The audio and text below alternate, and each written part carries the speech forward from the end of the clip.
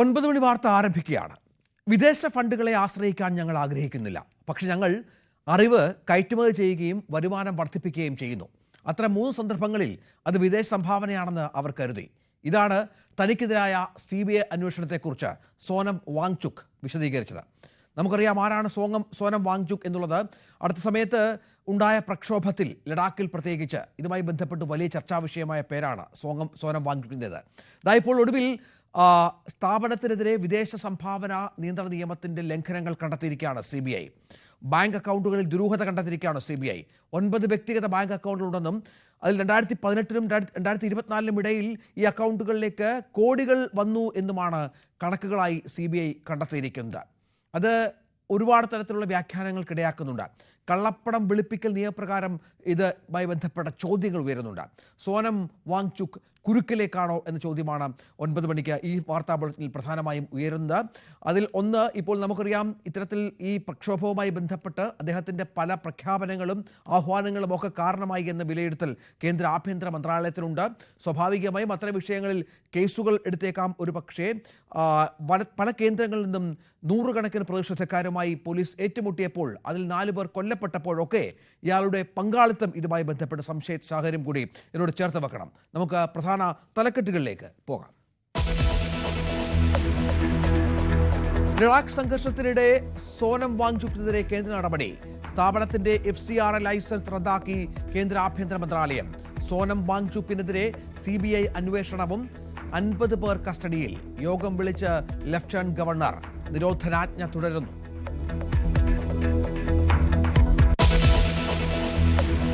ഹസ്തദാന വിവാദത്തിൽ Indian cricket ടീമിനെ വിമർശിച്ച് കോൺഗ്രസ് MP ശശി തരൂർ. കാർഗിൽ യുദ്ധകാലത്ത് പോലും പാക് താരങ്ങൾക്ക് ഹസ്തദാനം നൽകിയിട്ടുണ്ട്. പാക് വിരോധമെങ്കിൽ കളിക്കാതിരിക്കുകയാണ് വേണ്ടതെന്നും തരൂർ. പ്രകോപനപരമായ ആംഗ്യങ്ങൾ കാണിച്ചതിന് പാകിസ്ഥാൻ ക്രിക്കറ്റ് താരങ്ങൾക്കെതിരെ പരാതി നൽകി BCCI.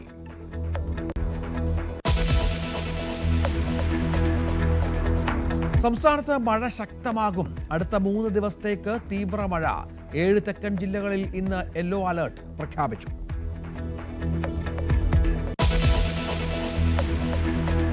NSSന്റെ ഇടത് അനുകൂല നിലപാടിൽ ആശയക്കുഴപ്പത്തിൽ കോൺഗ്രസും BJPയും. അനുനയിപ്പിക്കാൻ ശ്രമം തുടങ്ങി കോൺഗ്രസ്. നേതാക്കൾ പെരുന്നയിലെത്തും. നയത്തിൽ നേരിടാൻ BJP. സുകുമാരൻ നായർക്കെതിരെ പത്തനംതിട്ടയിൽ പോസ്റ്റർ.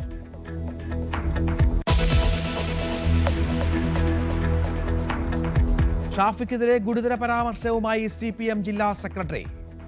നേരിട്ടൊരു നല്ല ആരെങ്കിലും ഒന്ന് നന്നായി കണ്ടായി എന്നാ പിന്നെ ബാംഗ്ലൂർ ട്രിപ്പ് അടിക്കുക എന്നാണ് ചോദിക്കുന്നത്. ആര്? ഹെഡ്മാസ്റ്റർ തന്നെ. ഷാഫിയെ കുറിച്ചാണോ? ഹെഡ്മാസ്റ്റർ എന്ന് പറഞ്ഞു കഴിഞ്ഞാൽ നിങ്ങൾ പറഞ്ഞോ? ആരോപണമല്ല, വ്യക്തി അധിക്ഷേപമാണെന്ന് ഷാഫി പറഞ്ഞു. നിങ്ങൾ പിന്നെ അതിന് ആരോപണം എന്ന് പറയുന്നതിന് പകരം അതൊരു അധിക്ഷേപം എന്ന് പറയുന്നതായിരിക്കും നല്ലതെന്ന് എനിക്ക് തോന്നുന്നത്.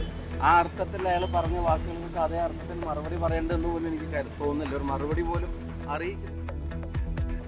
വിവാദമായപ്പോൾ എല്ലാ മാധ്യമങ്ങളുടെ വ്യാഖ്യാനമാണെന്ന വിശദീകരണവുമായി സുരേഷ് ബാബു. വയനാട് DC പ്രസിഡന്റിന്റെ രാജി ചോദിച്ചു വാങ്ങി നേതൃത്വം. സംസ്ഥാനത്തെ സംയോജിത ലഹരി പുനരധിവാസ കേന്ദ്രങ്ങൾ അടച്ചുപൂട്ടൽ ഭീഷണിയിൽ. IRCകൾക്കുള്ള ധനസഹായ വിതരണം തുടങ്ങിയിട്ട് 1.5 വർഷം. ഓരോ കേന്ദ്രവും പ്രവർത്തിക്കുന്നത് ലക്ഷങ്ങളുടെ സാമ്പത്തിക ബാധ്യതയിൽ. ന്യൂസ് 18 കേരളം ലഹരി വിരുദ്ധ ക്യാമ്പയിൻ ഗ്രാൻഡ് ഫിനാലെ നാളെ. മന്ത്രി V ശിവൻകുട്ടി ഉദ്ഘാടനം ചെയ്യും. വാർത്തകളുടെ വിശദാംശങ്ങളിലേക്ക്. ലഡാക്ക് പ്രക്ഷോഭത്തിനിടെ നടപടി. ലഡാക്കിൽ പ്രക്ഷോഭത്തിന് നേതൃത്വം നൽകിയ പരിസ്ഥിതി പ്രവർത്തകൻ സോനം വാങ്ചുക്കിനെതിരെ കേന്ദ്ര നടപടി. വാങ്ചുക്കിന്റെ സ്ഥാപനത്തിന്റെ FCRA ലൈസൻസ് റദ്ദാക്കി. വാങ്ചുക്കിന്റെ സ്ഥാപനം വിദേശ സംഭാവന നിയന്ത്രണ ചട്ടം ലംഘിച്ചുവെന്ന ആരോപണത്തിൽ CBI പ്രാഥമിക അന്വേഷണം നടത്തിയിരുന്നു. ആഭ്യന്തര മന്ത്രാലയത്തിൽ ലഭിച്ച പരാതിയുടെ അടിസ്ഥാനത്തിൽ 2 മാസം മുൻപാണ് അന്വേഷണം തുടങ്ങിയതെന്ന് CBI വൃത്തങ്ങൾ അറിയിച്ചു. വാങ്ചുക്കിന്റെ സ്ഥാപനമായ Himalayan institute of alternatives FCRA ലംഘിച്ചുവെന്നാണ് പരാതി.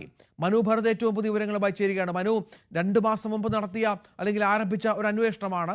ഇപ്പോൾ ഇതിൻ്റെ ഒരു സാഹചര്യം വ്യത്യസ്തമാണ് എന്ന് കരുതിയാൽ മതിയോ? മറ്റെന്തൊക്കെ വിവരങ്ങൾ പങ്കുവെക്കാനുണ്ട്? രഞ്ജിത്ത്, ഈ സമരത്തിൻ്റെ ആദ്യഘട്ടത്തിൽ തന്നെ ഇത് ഇങ്ങനെ നിയന്ത്രണം വിട്ടു പോകുന്നതിൻ്റെ കാരണം കേന്ദ്ര സർക്കാർ അംഗീകരിച്ചിരുന്നു. വിദേശ സഹായം ലഭിക്കുന്നുണ്ടോ ഇത്തരം പ്രക്ഷോഭങ്ങൾക്ക് എന്നത് വളരെ ജാഗ്രതയോടുകൂടി നോക്കിക്കാണുകയും ചെയ്തിരുന്നു. ഏതായാലും ഈ സോനം വാങ്ചുക്കിനെ സംബന്ധിച്ച് ഗുരുതരമായ ഒരു ആരോപണമാണ് ഇപ്പോൾ CBIയുടെ ഭാഗത്തു നിന്ന് ഉയരുന്നത്. അദ്ദേഹത്തിൻ്റെ students education and cultural movement of Ladakh എന്ന അദ്ദേഹം നേതൃത്വം നൽകുന്ന ഒരു സംഘടന, അതേപോലെ ഉള്ള അദ്ദേഹം നേതൃത്വം നൽകുന്ന 2 മറ്റു സംഘടനകളുണ്ട്. അതിലൊന്ന് ഷേഷ്യൻ ഇന്നോവേഷൻസ് പ്രൈവറ്റ് ലിമിറ്റഡ്, അത് അദ്ദേഹത്തിൻ്റെ സ്വകാര്യ സംരംഭമാണ്. അതേസമയം Himalayan institute of alternative Ladakh എന്നത് അദ്ദേഹം കൂടി ഉൾപ്പെട്ട ഒരു സംഘടനയാണ്. അപ്പോൾ ഈ 3 സംഘടനകളുടെ ബാങ്ക് അക്കൗണ്ടുകൾ പലതും ഭൂരിഭാഗവും രഹസ്യമാക്കി വെച്ചിരിക്കുന്നു എന്നൊരു വസ്തുത പുറത്തു വന്നിരുന്നു. അതുപോലെ തന്നെ ഫോറിൻ കോൺട്രിബ്യൂഷൻ റെഗുലേഷൻ ആക്ടിൻ്റെ പല വകുപ്പുകൾ ഇവർ ലംഘിച്ചിട്ടുണ്ട്. പ്രത്യേകിച്ച് ഈ സെക്ഷൻ 12, 17, 18, 19 തുടങ്ങിയ വകുപ്പുകളൊക്കെ ലംഘിച്ച് വിദേശ സഹായം സ്വീകരിച്ചിരിക്കുന്നു.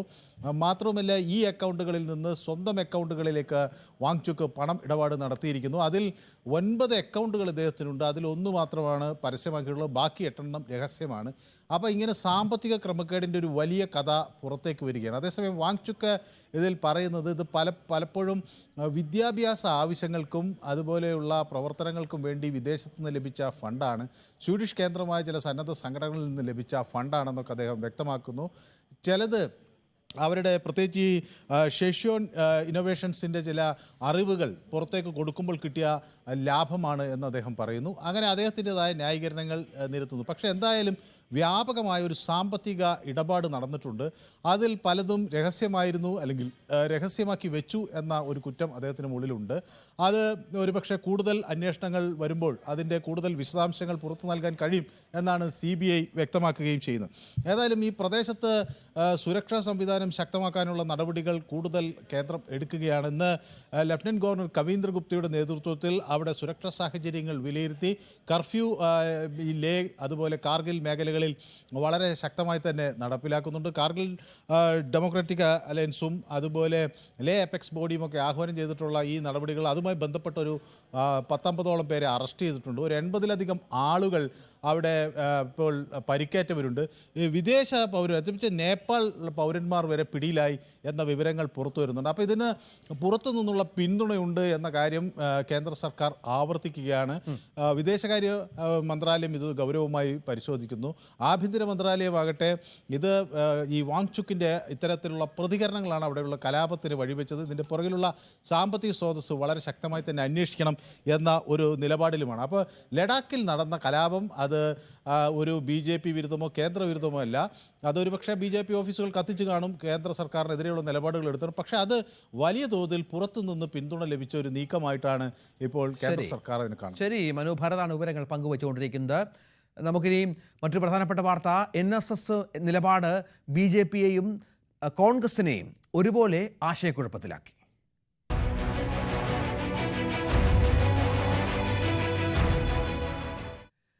സുകുമാരൻ നായരെ അനുനയിപ്പിക്കാൻ KPCC നേതൃത്വം. നേതാക്കൾ NSS ആസ്ഥാനത്തെത്തി ചർച്ച നടത്തും. ശബരിമല വിഷയത്തിൽ വിശ്വാസികൾക്കൊപ്പമെന്ന കോൺഗ്രസ് നിലപാട് ബോധ്യപ്പെടുത്തും. ശബരിമലയിൽ ആചാര സംരക്ഷണത്തിന് UDF ഉണ്ടായുള്ളൂ എന്ന് പ്രതിപക്ഷ നേതാവ് VD സതീശൻ പറഞ്ഞു. ശബരിമലയിലെ ആചാര ലംഘനം നടത്തുന്ന സമയത്ത് ഞങ്ങളല്ലേ ഉണ്ടായിരുന്നുള്ളൂ അത് സംരക്ഷിക്കാൻ. ആചാരങ്ങളെ സംരക്ഷിക്കാൻ വേണ്ടി എന്തു വില കൊടുത്തും നിലപാടെടുത്ത് ഞങ്ങളല്ലേ കൂടെ നിന്നത്. ഞങ്ങൾ NSSുമായിട്ടോ SNDP ആയിട്ടോ ഏതെങ്കിലും സമുദായ സംഘടനകളായിട്ടോ കേരളത്തിലെ കോൺഗ്രസിനോ കേരളത്തിലെ UDF നേതൃത്വത്തിനോ ഒരു തർക്കമില്ല. അവിടെ പോയിരുന്നെങ്കിൽ ഞങ്ങൾ പിണറായി വിജയനെ പോലെ ഞങ്ങളും പരിഹാസ പാത്രമാകുമായിരുന്നു. അവിടെ 4200 പേര് വരുമെന്ന് പറഞ്ഞിട്ട് 600 ചില്ലാൻ പേര് മാത്രം പങ്കെടുത്ത പരിപാടി, വിദ്വേഷ പ്രസംഗം നടത്തുന്ന ആളുകളെ എഴുന്നള്ളിച്ചു കൊണ്ടുവന്നത്, ഈ ഇന്ത്യയിലെ ഏറ്റവും വലിയ നരേന്ദ്രമോദിയേക്കാൾ വർഗീയവാദിയായ യോഗി ആദിത്യനാഥിൻ്റെ പ്രസംഗം അവിടെ വായിച്ച് മന്ത്രി കോൾമയിർ കൊണ്ടത്, ഇതിനൊക്കെ ഞങ്ങൾ സാക്ഷിയാകേണ്ടി വരില്ലായിരുന്നു. ശബരിമല ആഗോള അയ്യപ്പ സംഗമത്തിൽ NSS പ്രതിനിധിയെ പങ്കെടുപ്പിച്ചപ്പോഴും NSSന്റെ ഭാഗത്തുനിന്ന് ഇത്ര കടുത്ത ഒരു തിരിച്ചടി ഉണ്ടാകുമെന്ന് കോൺഗ്രസ് പ്രതീക്ഷിച്ചിരുന്നില്ല. കോൺഗ്രസ് ഹിന്ദു വോട്ടുകൾ ആഗ്രഹിക്കുന്നേയില്ല, കോൺഗ്രസ് ന്യൂനപക്ഷ വോട്ടുകളിലാണ് ശ്രദ്ധ കേന്ദ്രീകരിക്കുന്നതെന്ന NSS ജനറൽ സെക്രട്ടറി സുകുമാരൻ നായരുടെ വാക്കുകൾ ഉണ്ടാക്കാൻ സാധ്യതയുള്ള അപകടത്തിൻ്റെ വ്യാപ്തി തിരിച്ചറിയുകയാണ് കോൺഗ്രസ്. പെരുന്നേലെത്തി അദ്ദേഹവുമായി ചർച്ച നടത്തി പ്രശ്നം പരിഹരിക്കാനുള്ള നീക്കത്തിലാണ് കോൺഗ്രസ് നേതൃത്വം. എന്നാൽ ഇത് ഒരേ സമയം തന്നെ സുകുമാരൻ നായരുമായി പ്രതിപക്ഷ നേതാവ് വി ഡി സതീശനും അല്ലെങ്കിൽ KPCC അധ്യക്ഷൻ സണ്ണി ജോസഫിനും അടുപ്പമില്ലാത്തതും വി ഡി സതീശനോട് സുകുമാരൻ നായർക്കുള്ള വ്യക്തിപരമായ അദ്ദേഹത്തിൻ്റെ അഭിപ്രായങ്ങളുടെ പേരിലുള്ള ചില വിയോജിപ്പുകളുമൊക്കെ ഇത് ഒരു ഭാഗത്ത് വി ഡി സതീശനെതിരെ ആയുധമാക്കാനുള്ള ശ്രമവും കോൺഗ്രസിലെ ചില നേതാക്കളുടെ ഭാഗത്തു നിന്ന് ഉണ്ടാവുന്നുണ്ട്. എന്തായാലും കോൺഗ്രസിനെ സംബന്ധിച്ച് ഇത് പരിഹരിച്ച് സുകുമാരൻ നായരെയും NSSനെയും വീണ്ടും സമദൂരം എന്നൊക്കെ പറയുമ്പോഴും അത് കോൺഗ്രസിന് അനുകൂലമായ ഒരു രാഷ്ട്രീയ കാലാവസ്ഥയിലേക്ക് കഴിഞ്ഞ തവണത്തെ പോലെ എത്തിക്കാൻ വേണ്ടിയുള്ള വലിയ ശ്രമം ആണ് കോൺഗ്രസിൻ്റെ ഭാഗത്തു നിന്ന് ഇപ്പോൾ നടക്കുന്നത്. ഇത് ഏത് തരത്തിലേക്ക് മുന്നോട്ട് പോകും എന്നുള്ളതൊക്കെ സുകുമാരൻ നായരുടെയും കോൺഗ്രസ് നേതാക്കളുടെയും ഒക്കെ വരും ദിവസങ്ങളിലെ ചർച്ചകളുടെ കൂടി അടിസ്ഥാനത്തിൽ മാത്രമേ പറയുവാൻ സാധ്യമാകൂ. ഷാഫി പറമ്പിലിനെതിരെ വലിയ ഗുരുതരമായ ആരോപണമാണ് ഇന്ന് പാലക്കാട് DCC അധ്യക്ഷൻ ഉന്നയിച്ചത്. അതിന് ഷാഫി മറുപടി പറയുകയും ചെയ്തു. ഇവർ രണ്ടുപേരുടെയും വാക്കുകളാണ് ഇന്ന് നമ്മുടെ വൈറൽ കട്ട്സ് എന്ന പ്രത്യേക സെഗ്മെന്റിൽ.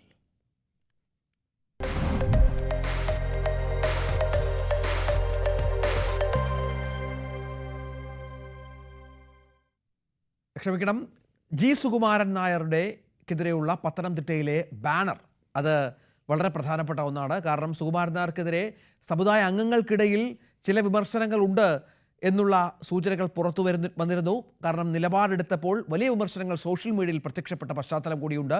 പത്തനംതിട്ടയിൽ കുടുംബകാര്യത്തിന് വേണ്ടി അയ്യപ്പ ഭക്തരെ പിന്നിൽ നിന്ന് കുത്തിയെന്നാണ് ബാനറിൽ വിമർശനം ഉയർന്നിരിക്കുന്നത്. വെട്ടിപ്പുറം NSS കരയോഗത്തിന് മുന്നിലാണ് ഈ ബാനർ പ്രത്യക്ഷപ്പെട്ടത്. ആ ബാനറിൻ്റെ ദൃശ്യങ്ങളിലേക്ക് നമുക്കൊന്ന് പോകാം. കുടുംബകാര്യത്തിനു വേണ്ടി അയ്യപ്പ ഭക്തരെ കുത്തി പിന്നിൽ നിന്ന് കട്ടപ്പയുടെ പോസ്റ്ററൊക്കെ വെച്ചുകൊണ്ടുള്ള ഒരു ബാനർ കൂടിയാണ് കണ്ടത്. ഇതിപ്പോൾ വലിയ തോതിൽ സോഷ്യൽ മീഡിയയിലടക്കം പ്രചരിപ്പിക്കപ്പെടുന്നുണ്ട്. കൂടുതലും പ്രചരിപ്പിക്കുന്നത് NSS സമുദായ അംഗങ്ങൾ തന്നെയാണ് എന്ന കാര്യവും വളരെ പ്രധാനമാണ്.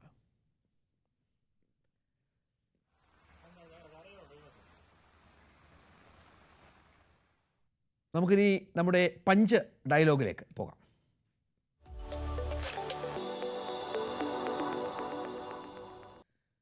ഷാഫി പറമ്പിൽ MLA-ക്കെതിരെ അതീവ ഗുരുതര ആരോപണം ഇന്ന് പാലക്കാട് DCC അധ്യക്ഷൻ ഉന്നയിച്ചു. CPM ജില്ലാ സെക്രട്ടറി ഉന്നയിച്ചു. EN സുരേഷ് ബാബു പറഞ്ഞത് സ്ത്രീ വിഷയത്തിൽ രാഹുൽ മാങ്കൂട്ടത്തിലും ഒപ്പം ഷാഫി പറമ്പിലും കൂട്ടുകച്ചവടം നടത്തുന്നവർ പെൺകുട്ടികളോട് ബംഗളൂരുവിലേക്ക് ട്രിപ്പ് പോയാലോ എന്ന് ചോദിക്കുന്ന ആളാണ് ഷാഫി എന്നുമുള്ള വിമർശനം സുരേഷ് ബാബു ഇന്ന് ഉന്നയിച്ചു. നേതാക്കൾ പേടിക്കുക എന്ന് പറഞ്ഞ് ഞങ്ങൾ പലവട്ടം പറഞ്ഞിട്ടില്ലേ. നേതാക്കൾ പേടിക്കുന്നത് വേറെ കൊണ്ടല്ല. ഇയാളുടെ ഒരു നേതാവ് ഹെഡ്മാഷായിട്ടുള്ള ആളാരാ? ഇയാളെ MLA ആക്കാൻ പത്തനംതിട്ടയിൽ നിന്ന് ക്ഷണിച്ചുകൊണ്ടുവന്ന ഷാഫി പറമ്പിലാണ് അല്ലേ? ഷാഫി പറമ്പിലെ ഞാൻ വെല്ലുവിളിക്കുന്നു. ഈ രാഹുൽ മാങ്കുട്ടം ചെയ്തത് ഒരു തരത്തിലും ഞാൻ അംഗീകരിക്കില്ല. അയാളെ കോൺഗ്രസിൽ നിന്ന് പുറത്താക്കിയത് ശക്തമായ നടപടി ഇനിയും വേണം. അവൻ രാജിവെക്കണമെന്ന് പറയാൻ ഏതെങ്കിലും തരത്തിൽ ഷാഫി പറമ്പിൽ തയ്യാറാവുമോ? തയ്യാറാവില്ല. കാരണം എന്താ? കൂട്ടുകച്ചവടമാണ് ഈ കാര്യത്തിൽ കൂട്ടുകച്ചവടമാണ്. പരസ്യമായി ഇവരെക്കാളും കൂടുതൽ നേരിട്ട് ചോദിക്കണമെന്നാണ് പറയുന്നത് ചില ആളുകളെ കാണുമ്പോൾ. ഞാനതൊന്നും ഇപ്പൊ ഇവിടെ പറയുന്നില്ല. എങ്ങനെ ഒരു രാഷ്ട്രീയ പ്രവർത്തനം പ്രത്യേകിച്ച് കേരളീയ സമൂഹത്തിൽ നടത്തുന്ന പൊതുപ്രവർത്തകരായ ഞങ്ങളെപ്പോലുള്ളവർക്ക് ഞങ്ങളൊക്കെ ഇങ്ങനെ പൊതുപ്രവർത്തനം നടത്തുമ്പോൾ എങ്ങനെ ഇത് ഞങ്ങൾക്ക് സത്യം പറഞ്ഞ അതിശയം തോന്നുകയാണ്. ആലോചിക്കാൻ പോലും പറ്റാത്ത കാര്യം. CPM ജില്ലാ സെക്രട്ടറി വാക്കുകൾക്ക് ഷാഫി പറമ്പിൽ ഇന്ന് മറുപടിയും നൽകി. ആരോപണമല്ല, വ്യക്തി അധിക്ഷേപമാണെന്ന് ഷാഫി പറമ്പിൽ പറഞ്ഞു. നിയമ നടപടിയെക്കുറിച്ച് ആലോചിക്കുമെന്നും ഷാഫി പറഞ്ഞു. ഷാഫിയുടെ പഞ്ച് ഡയലോഗിലേക്ക്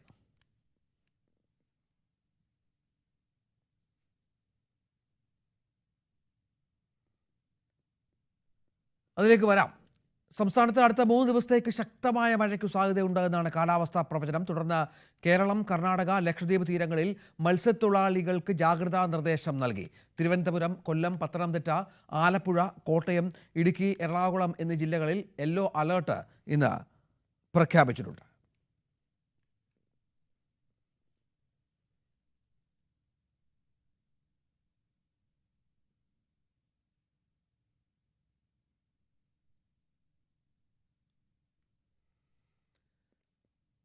വയനാട് DC അധ്യക്ഷൻ ND അപ്പച്ചൻ രാജിവെച്ചു എന്ന വിവരം കൂടി ഈ ഘട്ടത്തിൽ ഉച്ചയ്ക്ക് വാർത്ത പുറത്തു വന്നിരുന്നു. പുതിയ DC അധ്യക്ഷനായി KPC നേതൃത്വം കൽപ്പറ്റ മുനിസിപ്പാലിറ്റി ചെയർമാൻ TJ ഐസക്കിനെ നിയമിച്ച ഒരു പശ്ചാത്തലമാണ് ഏറ്റവും പുതിയ വാർത്ത. KPC നേതൃത്വത്തിന്റെ നിർദ്ദേശത്തെ തുടർന്നാണ് രാജി ഉണ്ടായത്. തുടർച്ചയായ വിവാദങ്ങളുടെ പശ്ചാത്തലത്തിലാണ് നേതൃത്വം രാജി ആവശ്യപ്പെട്ടത് എന്ന വിവരം കൂടി പുറത്തു വരുന്നുണ്ട്.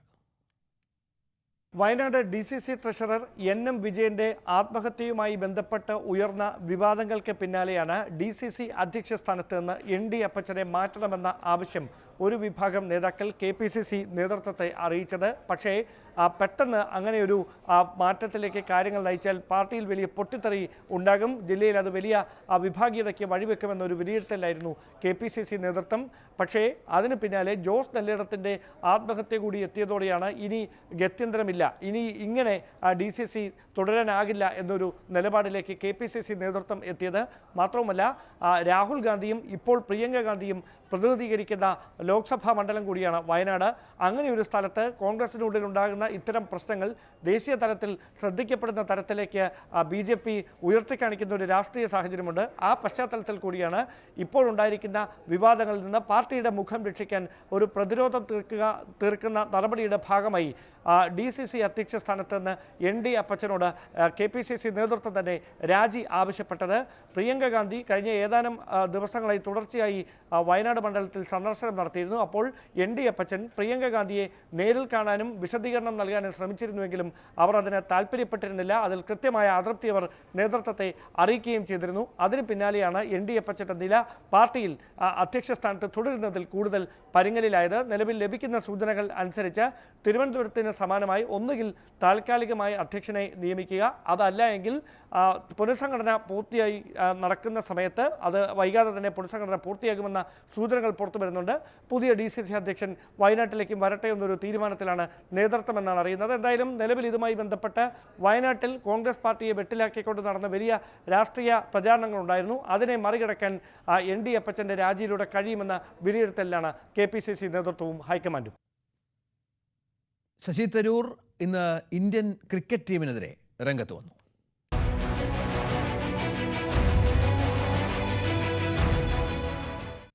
ഹസ്തദാന വിവാദത്തിൽ ഇന്ത്യൻ ക്രിക്കറ്റ് ടീമിനെ വിമർശിച്ച് കോൺഗ്രസ് MP ശശി തരൂർ കളിയുടെ സ്പിരിറ്റിൽ തന്നെ കളിക്കണമെന്ന് ഏഷ്യ കപ്പ് ക്രിക്കറ്റ് ടൂർണമെന്റിനിടെയുണ്ടായ വിവാദത്തെ പരാമർശിച്ച് തരൂർ വ്യക്തമാക്കി.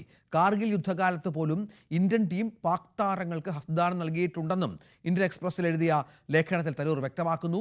മനു ഭരതുണ്ട്. മനു, ഇതിപ്പോൾ പലപ്പോഴും ഇന്ത്യൻ ക്രിക്കറ്റ് ടീമിന് അനുകൂലമായി പല പ്രസ്താവനകൾ നടത്തിയിട്ടുള്ള ക്രിക്കറ്റിനോട് ചേർന്ന് നിൽക്കുന്ന ഒരാൾ കൂടിയാണ് തരൂർ. പക്ഷേ ഈ വിവാദത്തിൽ തരൂരിന് വ്യത്യസ്ത അഭിപ്രായമാണല്ലോ. രഞ്ജിത്ത്, തരൂർ ഒരു ക്രിക്കറ്റ് ആരാധകനാണ്. അദ്ദേഹം ഒരു നയതന്ത്ര വിദഗ്ധനാണ്, ഒപ്പം ഒരു രാഷ്ട്രീയ നേതാവ് കൂടിയാണ്. അപ്പോൾ തരൂരിൻ്റെ പ്രതികരണം വളരെ വളരെ സുപ്രധാനമായി തന്നെയാണ് എല്ലാ രാഷ്ട്രീയ കോണുകളും നോക്കിക്കാണുന്നത്. ഇന്ത്യൻ നയതന്ത്ര സംഘത്തിൻ്റെ ഭാഗം കൂടിയായിരുന്നു തരൂർ. പക്ഷേ തരൂർ ഇവിടെ ക്രിക്കറ്റ് ടീമിനെ വിമർശിക്കുന്നത് ഒന്നുകിൽ ഇത് കളിക്കാൻ തയ്യാറാകുന്നില്ല എന്ന് പറഞ്ഞ് മാറി നിൽക്കാമായിരുന്നു. പക്ഷേ കളിക്കാൻ തയ്യാറായി ഗ്രൗണ്ടിലെത്തിയാൽ പിന്നീട് ആ ഒരു കായിക താരത്തിൻ്റെ സ്പിരിറ്റ്, അവിടെ സ്പോർട്സ്മാൻ സ്പിരിറ്റാണ് പിന്നെ പ്രകടമാക്കേണ്ടത് എന്ന് തരൂർ വാദിക്കുന്നു. പക്ഷേ അത് ഇന്ത്യൻ ടീമിനെ സംബന്ധിച്ചിടത്തോളം അത്ര എളുപ്പമല്ല. രാജ്യം വളരെ വൈകാരികമായാണ് ഇപ്പോൾ അവിടെ നിന്ന് ഈ ക്രിക്കറ്റ് മത്സരത്തെ നോക്കിക്കാണുന്നത്. നേരത്തെ ഈ പാകിസ്ഥാൻ കേന്ദ്രമാക്കി പ്രവർത്തിക്കുന്ന തീവ്രവാദികളുടെ ആക്രമണം പെഹൽഗാമിൽ ഉണ്ടായപ്പോഴും അത് രാജ്യത്തെ വലിയ തോതിൽ വേദനപ്പെടുത്തുകയൊക്കെ ചെയ്തൊരു സാഹചര്യമുണ്ടായി. പിന്നീട് അതിൻ്റെ തുടർച്ചയാണല്ലോ ഓപ്പറേഷൻ സിന്ദൂറൊക്കെ. അപ്പോൾ ഈ സാഹചര്യം അവിടെ ക്രിക്കറ്റ് മൈതാനിയിലും അതിൻ്റെ ചില അലയൊലികൾ വരുന്നു. ചില പാകിസ്ഥാൻ താരങ്ങൾ ബാറ്റ് തോക്കായൊക്കെ ഉപയോഗിച്ചൊക്കെയുള്ള ചില ദൃശ്യങ്ങൾ വരുന്നു. ഏതായാലും അതൊക്കെ ബന്ധപ്പെട്ട് ഫർഹാനും റൌഫിനുമൊക്കെ എതിരെ ഇന്ത്യൻ ക്രിക്കറ്റ് സംഘം BCCI ഇതിനെതിരെയൊക്കെ പരാതി നൽകുന്നു. അവർ തിരിച്ച് സൂര്യകാന്ത് യാദവിനെതിരെയൊക്കെ പരാതി നൽകുന്നുണ്ട്. അപ്പോൾ ഈ സ്വാഭാവികമായും ഇങ്ങനെ ഒരു സംഘർഷം, ഈ അതിർത്തിയിലുണ്ടായ സംഘർഷം ഇപ്പോൾ അത് ക്രിക്കറ്റ് മൈതാനത്തിലേക്കും വ്യാപിക്കുന്ന ഘട്ടത്തിൽ ഇന്ത്യൻ താരങ്ങൾക്ക് ഒരു വലിയ തലത്തിൽ ഈ ഇന്ത്യൻ വികാരത്തോടൊപ്പം നിൽക്കാനേ കഴിയൂ. പക്ഷേ തരൂർ ഇവിടെ പറയുന്നത് തികച്ച സ്പോർട്സ്മാൻ സ്പിരിറ്റോട് കൂടി ഇത് നോക്കിക്കാണണം. ഇത് ഇങ്ങനെ കളിക്കാൻ പോകേണ്ടിയിരുന്നില്ല. 1999 കാർഗിൽ യുദ്ധം നടക്കുന്ന ഘട്ടത്തിൽ അന്ന് ലോകകപ്പ് കളിക്കാൻ ഇന്ത്യയും പാകിസ്ഥാനും തയ്യാറായി. അത് ഇംഗ്ലണ്ടിൽ വെച്ച് ആ മത്സരം നടക്കുമ്പോൾ അവിടെ ഒരു സ്പോർട്സ്മാൻ സ്പിരിറ്റോട് കൂടി കാണുകയും ചെയ്തു എന്നാണ് അവർ പറയുന്നത്. പക്ഷേ അത് രണ്ട് രാജ്യങ്ങളുടെ സൈന്യങ്ങൾ തമ്മിലുള്ള ഒരു യുദ്ധമായിരുന്നു എന്ന കാര്യം തരൂർ എന്തുകൊണ്ടോ വിസ്മരിക്കുന്നു. ഇത് സാധാരണക്കാരായ ടൂറിസ്റ്റുകളും അതുപോലെ തന്നെ അവർക്ക് നേരെയുള്ള ഒരു ആക്രമണവുമാണ്. അപ്പോൾ ടെററിസ്റ്റുകൾ ടൂറിസ്റ്റുകളെ ആക്രമിക്കുന്നതും ഒരു സൈനിക അറ്റാക്കും തമ്മിലുള്ള ഒരു വ്യത്യാസം ഇതിൽ ഉണ്ട്. സാധാരണക്കാരും നിരപരാധികളായ മനുഷ്യർക്ക് നേരെ ഒരു നിയന്ത്രണവുമില്ലാതെ വെടിയുതിർക്കുക, അവരുടെ മതം ചോദിക്കുക, അങ്ങനെയൊക്കെയുള്ളൊരു സംഭവം രാജ്യത്തെ ആകെ വല്ലാത്ത ഒരു വൈകാരിക അന്തരീക്ഷത്തിൽ കൊണ്ടെത്തിച്ചൊരു ഘട്ടത്തിലാണ് ഇങ്ങനെ ഒരു നിലപാട് ഇന്ത്യൻ ക്രിക്കറ്റ് താരങ്ങളിൽ നിന്ന് വരുന്നത്. അപ്പോൾ സ്വാഭാവികമായും അതിനെ തരൂർ പക്ഷേ പിന്താങ്ങുന്നില്ല എന്നതാണ് ഇവിടെ വ്യക്തമാകുന്നത്. ശരി, മനോഭാരത വിവരങ്ങൾ പങ്കുവച്ചു. BCCIയുടെ പരാതി.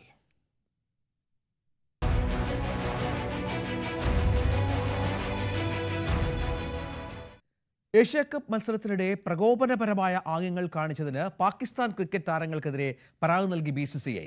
ഇന്ത്യക്കെതിരായ സൂപ്പർ 4 പോരാട്ടത്തിനിടെ പാക് താരങ്ങളായ ഹാരിസ് റൌഫും സാഹിബ് സാദ ഫർഹാനും ഇന്ത്യൻ ആരാധകരെ പ്രകോപിപ്പിക്കുന്ന തരത്തിലുള്ള ആംഗ്യങ്ങളും സെലിബ്രേഷനും ചെയ്തത് വലിയ വിവാദമായിരുന്നു. ഈ വിഷയത്തിലാണ് BCCI നടപടിക്ക് ഒരുങ്ങിയിരിക്കുന്നത് ഇപ്പോൾ എന്നാണ്, അല്ലെങ്കിൽ പരാതിയുമായി നടപടി വേണമെന്നാവശ്യപ്പെട്ടിരിക്കുന്നത്. അജയ് സുധാ ബിജു, ഇതിപ്പോൾ ഏഷ്യ കപ്പ് ക്രിക്കറ്റിൽ ഇന്ത്യ പാകിസ്ഥാൻ മത്സരങ്ങൾ ഓരോന്നും പലതരത്തിലുള്ള വിവാദങ്ങൾ ചെന്ന് പെടുന്നുണ്ട്. ഹാൻഡ് ഷേക്കുമായി ബന്ധപ്പെട്ട പ്രശ്നങ്ങളുണ്ടായിരുന്നു. ഇപ്പോൾ ആക്ഷേപം എന്തായിരുന്നു പാകിസ്ഥാന്റെ ഭാഗത്തുനിന്ന്? പ്രകോപനപരമായ പലതും നമ്മൾ സോഷ്യൽ മീഡിയയിൽ കണ്ടതാണ്. രഞ്ജിത്ത്, തീർച്ചയായിട്ടും ഒരു യുദ്ധക്കളത്തിൽ ഇരു രാജ്യങ്ങളും എങ്ങനെയാണോ ഏറ്റുമുട്ടുന്നത് അതേ വീറും വാശിയോടും കൂടിയുള്ളതായിരുന്നു ഇന്ത്യ പാകിസ്ഥാൻ ക്രിക്കറ്റ് മത്സരങ്ങൾ എന്നും നമുക്ക് കാണാൻ സാധിക്കും. അതിൻ്റെ എല്ലാ ഒരു ആവേശവും ഇരു രാജ്യങ്ങൾ തമ്മിലുള്ള പോരാട്ടത്തിലും അതുപോലെ തന്നെ വാഗ്വാദത്തിലും ഈ പരാതികളിലും ഇത് നമുക്ക് കാണാൻ സാധിക്കും. ഇതിൻ്റെ ഒരു തുടക്കമെന്ന് പറയുന്നത് തീർച്ചയായിട്ടും സെപ്റ്റംബർ 14 തീയതി നടന്ന ആദ്യ ഇന്ത്യ പാകിസ്ഥാൻ മത്സരത്തിലാണ്. ഈ മത്സരത്തിൽ ഇന്ത്യ പാകിസ്ഥാനെ 7 വിക്കറ്റിന് 25 പന്തുകൾ ബാക്കി നിൽക്കെ തകർത്ത് കളഞ്ഞിരുന്നു. അതൊരു വലിയ വിജയമാണ് ഇന്ത്യക്ക് അന്ന് നേടിയത്.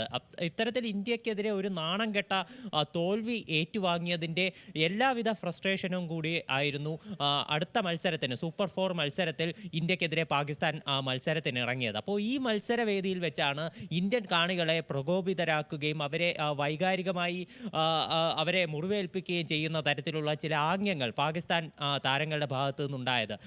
ഇതിൽ ആദ്യമുണ്ടായത് ഈ ഹാരിസ് റൌഫ് എന്ന് പറയുന്ന താരത്തിൻ്റെ കയ്യിൽ നിന്നായിരുന്നു. ഇദ്ദേഹം 2022 2020 വേൾഡ് കപ്പിൽ വിരാട് കോഹ്ലി ഇദ്ദേഹത്തിൻ്റെ ഓവറിൽ 2 സിക്സുകൾ പായിച്ച് ഇന്ത്യയെ വിജയത്തിലേക്ക് നയിച്ചിരുന്നു. അപ്പോൾ ആ ഓർമ്മയിൽ ഫീൽഡിംഗ് ചെയ്യാൻ നിന്നപ്പോൾ ഹാരിസ് റൌഫിനെ ഇന്ത്യൻ കാണികൾ ഇദ്ദേഹത്തിന് നേരെ കോഹ്ലി എന്ന് വിളിച്ചു പറഞ്ഞിരുന്നു. അപ്പോൾ ഇതിൽ പ്രകോപിതനായിട്ടാണ് ഇദ്ദേഹം കാണികൾക്ക് നേരെ കൈകൊണ്ട് 6-0 എന്നുള്ള തരത്തിൽ ആംഗ്യം കാണിച്ചത്. അതായത് ഇന്ത്യയുടെ 6 വിമാനങ്ങൾ വെടിവെച്ചിട്ടു എന്നുള്ള തരത്തിൽ സൂചിപ്പിക്കുന്ന തരത്തിലാണ് ഈ 6-0 എന്ന ആംഗ്യം കാണിച്ചത്. മാത്രമല്ല ഇതിനോടൊപ്പം വിമാനം പറന്നുയരുന്നതും അത് താഴ്ന്നു പോകുന്നതുമായിട്ടുള്ള ആംഗ്യവും ഇദ്ദേഹം കാണിച്ചിരുന്നു.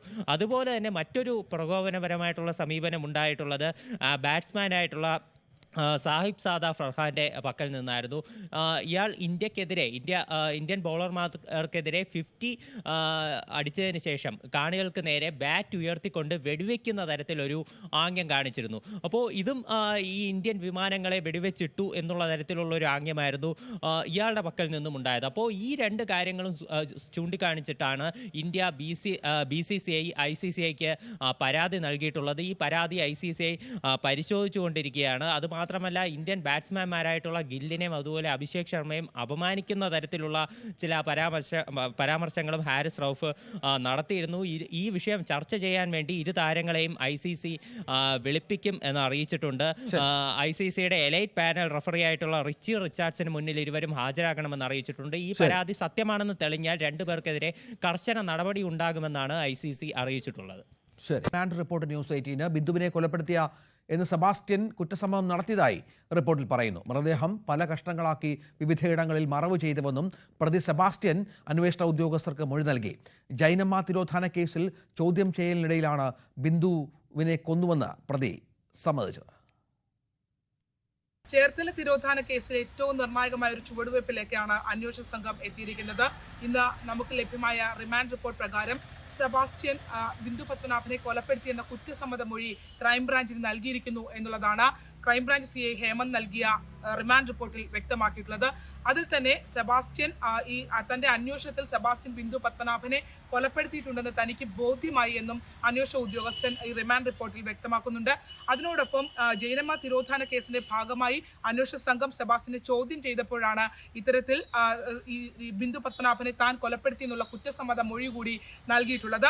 വിശദമായ ഒരു കുറ്റസമ്മത മൊഴിയാണ് സെബാസ്റ്റ്യൻ ക്രൈംബ്രാഞ്ച് സംഘത്തിന് നൽകിയിട്ടുള്ളത്. അതിൽ തന്നെ ആ കുറ്റസമ്മത മൊഴിയിൽ സംസ്ഥാനത്തിന് പുറത്ത് പല ഭാഗങ്ങൾ ബിന്ദുവുമായി സഞ്ചരിച്ചിട്ടുള്ളത് അടക്കമുള്ള കാര്യങ്ങൾ വ്യക്തമാക്കുന്നുണ്ട്.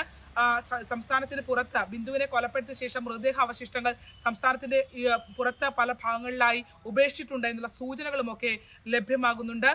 അന്വേഷണ സംഘം സെബാസ്റ്റ്യനെയും കൊണ്ട് ചേർത്തല പള്ളിപ്പുറത്തു നിന്നും അടുത്ത ദിവസം തന്നെ വേളാങ്കണ്ണി അടക്കമുള്ള പ്രദേശങ്ങളിലേക്ക് തെളിവ് എടുപ്പിനായി പോകും. ആലപ്പുഴയിൽ നിന്നും ശരണ്യ സ്നേഹജൻ, ന്യൂസ് 18. നമുക്ക് ഇന്നത്തെ വൈറൽ കട്ട്സിലേക്ക് ഒന്ന് പോകാം.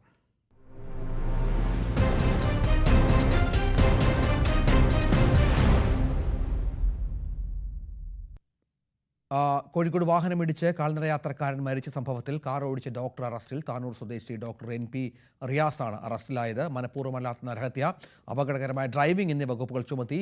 അപകടത്തിന് CCTV ദൃശ്യങ്ങളാണ് ഇതുമായി ബന്ധപ്പെട്ട് പുറത്തു വരികയും ഇതിൽ കൃത്യമായി തന്നെ പ്രതിയിലേക്ക് എത്തുകയും ചെയ്ത് എന്നാണ് മനസ്സിലാകുന്നത്. രണ്ടുപേരെ ഇടിച്ചിട്ടാണ് ആ കാറ് പോകുന്നത്. ഒരാൾ മരിച്ചു, ഒരാൾക്ക് ഗുരുതരമായി പരിക്കേൽക്കുകയും ചെയ്തു. അത്ര ഭീതിജനകമായ ദൃശ്യങ്ങളാണ് പ്രേക്ഷകർ കാണുന്നത്.